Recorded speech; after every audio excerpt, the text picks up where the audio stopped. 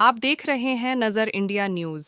जम्मू कश्मीर के पहलगाम में हुए आतंकी हमले से पूरे देश के लोगों में आक्रोश का माहौल बना हुआ है और पूरे देश में इस हमले की पुरजोर मजम्मत हो रही है।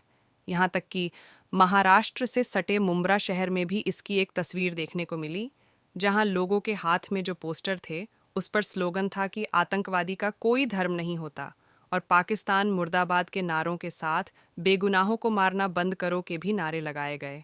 वहीं सैयद अली अशरफ भाई साहब ने पत्रकारों को क्या जानकारी दी, सुनिए।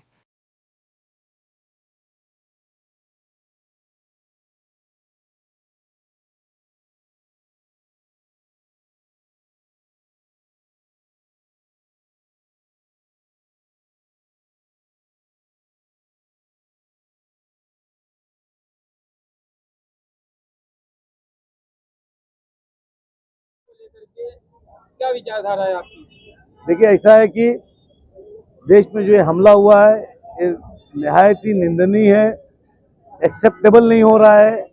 वहाँ के सीनरीज को देखने के बाद कोई अपने आप को आंसू नहीं रोक पा रहा है। कोई मतलब इतनी इतना काराना हमला है कि जिसकी कितनी भी मजम्मत की जाए वो कम है। लेकिन मैं साथ में एक सवाल करूंगा कि भारत सरकार जिस तरीके से फेलियर हुआ वहां पे क्या नाम है अपना वो प्रेसिडेंट रूल के अंदर क्या वो देश क्या बोलते हैं उसको, नगर हवेली हवेली है क्या, केंद्र शासित प्रदेश है, यूनियन टेरिटरी का प्रदेश है। यूनियन टेरिटरी के अंदर वो सबसे बड़ा प्रभावित आतंकवादी का वो है एरिया है।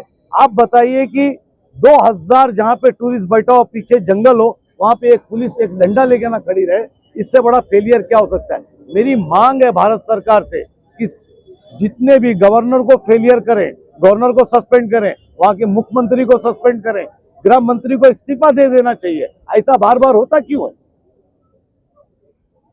क्यों होता है? क्यों देश के लोग मारे जाते हैं? देश के लोग जाने में घूमने जा रहे हैं, देश के लोगों के नौजवान लोगों की शादी हुई, अभी चौथा पांचवा दिन वहां पे वो पहुंचा नहीं है कि वो मार दिया जाता है ना। जिस तरीके के ऐसे हल्ले हुए, तो इसके पीछे क्या है? ये 4 आतंकवादी को मार के रफीक भाई कुछ नहीं होने वाला है। इसके पहले भी पुलवामा हुआ, आरडीएक्स आया कहां से? आखिरी तक जाओ, आखिरी तक, और आखिरी तक लाके पूरे देश को बताओ कि इसके पीछे कौन लोग हैं। अगर पाकिस्तान है तो खत्म करो पाकिस्तान को, हम इतने मजबूत हैं।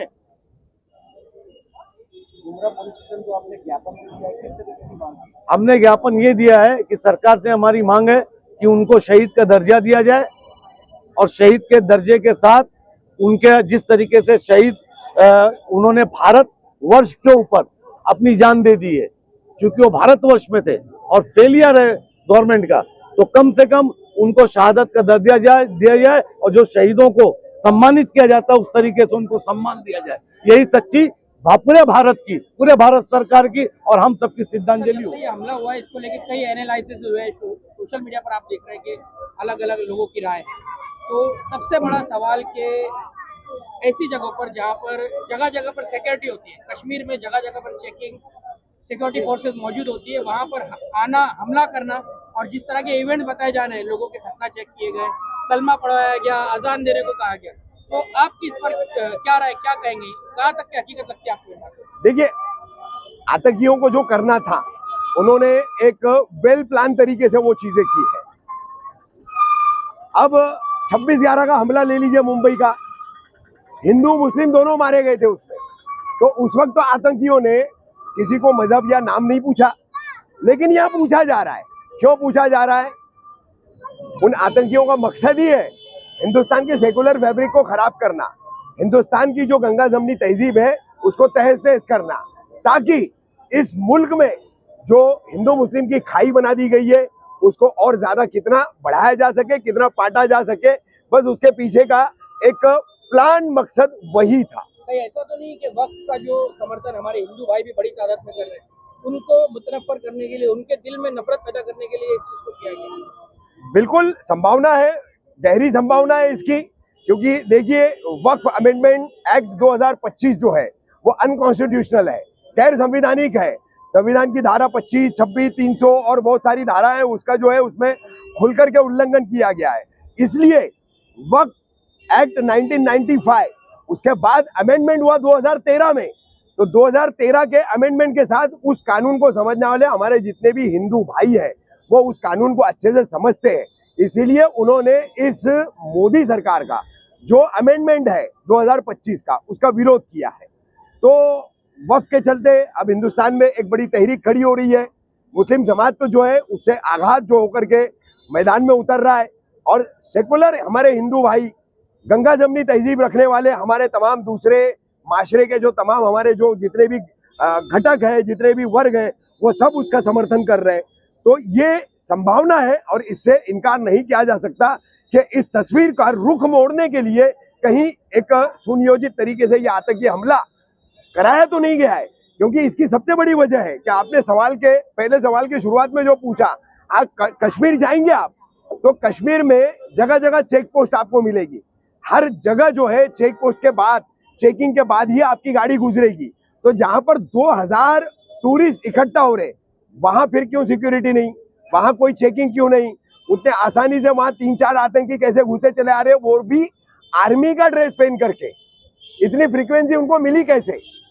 अजीत डोभाल हमारे नेशनल सिक्योरिटी एडवाइजर हैं तीनों फोर्सेस के, आर्मी के तीनों फोर्सेस के। तो आईबी, एनआईए, सारा इंटेलिजेंस इनपुट किधर था? पुलवामा के बाद केंद्र सरकार की सबसे बड़ी नाकामी फिर पहलगाम में सामने आई है। अब इसको बच कैसे सकते हैं? तो बचने का एक ही रास्ता है, मुसलमान का नाम जोड़ो, मुसलमान को बदनाम करो, मुसलमान को टारगेट करो, तो हम अपनी नाकामी से और अपनी जिम्मेदारी जो निभाने में हम नाकामयाब रहे उससे हम बच सकते हैं। ये इसके पीछे का क्लियर कट कंसेप्ट है। अगर ऐसा नहीं है तो फिर पूजा मोरे जो हमारे महाराष्ट्र की बेटी है, बहन है, उसने 22 अप्रैल को ही वहां पहलगाम में कश्मीरी मुसलमानों के साथ आंदोलन किया।